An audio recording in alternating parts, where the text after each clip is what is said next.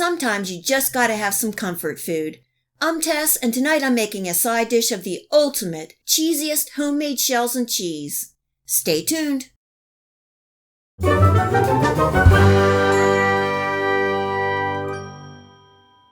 This cheesy shells and cheese is so good. Really quick, easy, and definitely comforting. And you can make this homemade mac and cheese in one pot. In my pan, I'm adding 2 cups of milk and 2.5 cups of water.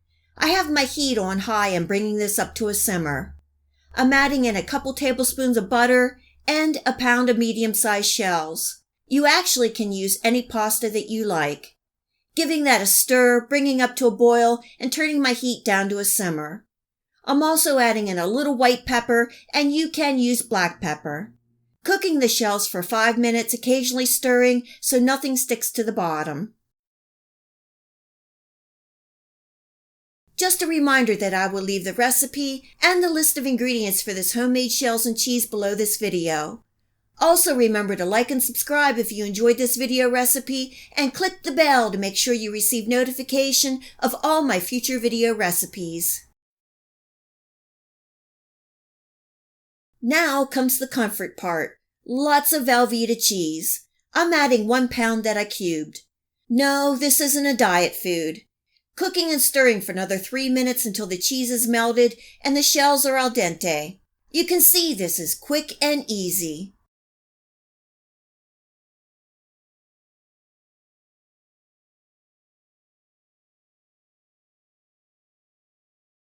This is optional, but if you want to make it really cheesy, you can add any other cheese that you like.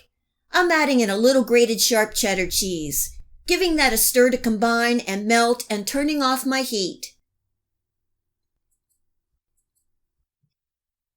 To make this ultimate creamy and cheesy, I'm adding in about 1/4 cup of sour cream and stirring to incorporate. And we are done.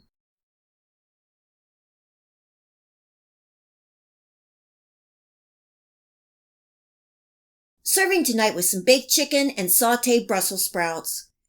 This shells and cheese side dish is something that you don't eat every day, but great to make on special occasions and get-togethers. It is creamy, cheesy, and satisfying. I hope you give this one a try, and I'm sure your friends and family will love it. Enjoy!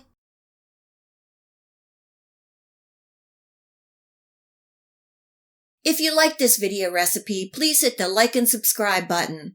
Remember to hit the bell next to the subscribe to make sure that you get my future video recipes.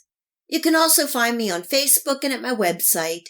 Feel free to share this recipe and my channel with your friends and family. And until next time, much love!